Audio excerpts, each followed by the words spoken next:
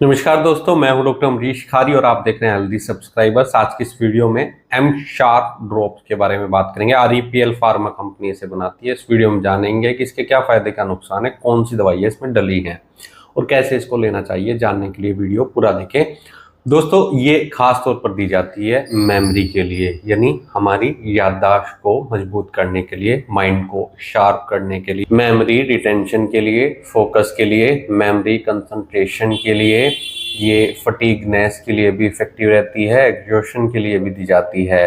अगर mental fatigueness है यानी मानसिक थकावट पेशेंट के अंदर है और फोकस नहीं कर पा रहा है पेशेंट अपने काम पर और बच्चा अपनी पढ़ाई पर, तो ऐसे में दिमाग को तेज करती है और मेमोरी पावर को बढ़ाने में मददगार रहती है। जो एंजाइटी का शिकार हैं, स्ट्रेस का शिकार हैं, जिसके कारण कंसंट्रेशन पावर बहुत वीक हो गई है, पेशेंट ध्यान केंद्रित नहीं कर पाता है, बच्चा ध्यान नहीं लगा पाता है पढ़ाई में, या अडल्ट्स में भी आमतौर पर देखने को मिलता है कि वो अपने काम पर ध्यान नहीं दे रहा है, एंजाइटी स्ट्रेस के कारण, या वीक मेमोरी है, कुछ भी याद नहीं रहता है, याददाश्त बहुत कमज़ोर हो गई है, छोटी छोटी चीज़ें भूलना शुरू हो गया है, तो ऐसे केस में ये दवाई बहुत इफेक्टिव रहेगी। ये मेमोरी को स्ट्रेंथ देने का काम करती है। जिन बच्चों के अंदर या अडल्ट्स के अंदर कॉन्फिडेंस कम है या हमेशा एंजाइटी रहती है, तो ऐसे में ये मेमोरी पावर को तो बढ़ाती है, एंजाइटी के इश्यू को भी ठीक करती है,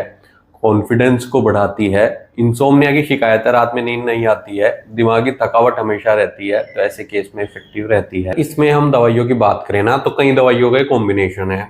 होम्योपैथी दवाई है, इसमें जो डली है, एक एनाकार्डियम है, वीक मेमोरी में दी जाती है, मेंटल स्ट्रेस को कम करती है, मानसिक तनाव को कम करती है और फॉरगेटफुलनेस की शिकायत है, भूलने की बीमारी पेशेंट को हो गई है, पेशेंट के अंदर डर रहता है, फियर रहता है, ऐसे में एनाकार्डियम दी जाती है। एक दवाई इसमें एसिड फोर्स है, फॉस्फोरिकम एसिड के नाम से भी ये दवाई जानी जाती है। ये ग्रीफ के पेशेंट में दी जाती है। मेंटल डेबिलिटी की शिकायत है, ब्रेन फैक की शिकायत है, या फिर पेशेंट के अंदर बहुत ज़्यादा वीकनेस है, शारीरिक कमजोरी को भी ठीक करेगी, मानसिक कमजोरी को भी ठीक करने का काम करती है। एक दवाई नक्स मॉस है। ये दवाई बहुत इफेक्टिव रहती है एब्सेंट माइंड में, वीक मेमोरी में, ड्रावीनेस में।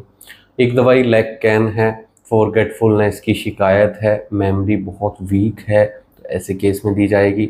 लाइकोपोडियम तब दी जाती है अगर पेशेंट ओवर स्टडी कर लेता है, बहुत ज़्यादा पढ़ लेता है, ब्रेन फैक की शिकायत हो रही है, साथ में गैस्ट्रिक ट्रबल्स भी हैं, यानी पेट भी पेशेंट का खराब रहता है, गैस की समस्या देखने को मिलती है, सिर दर्द कई बार हो जाता है, बहुत ज़्यादा मानसिक काम करने वाले, ऐसे में लाइकोपोडियम दी जाती है। एक कालीफोस है। कालीफोस मेंटल स्ट्रेस को कम करती है, फॉरगेटफुलनेस को ठीक करती है, एंजाइटी के इशू में दी जाती है, इंसोम्निया के इशू में दी जाती है।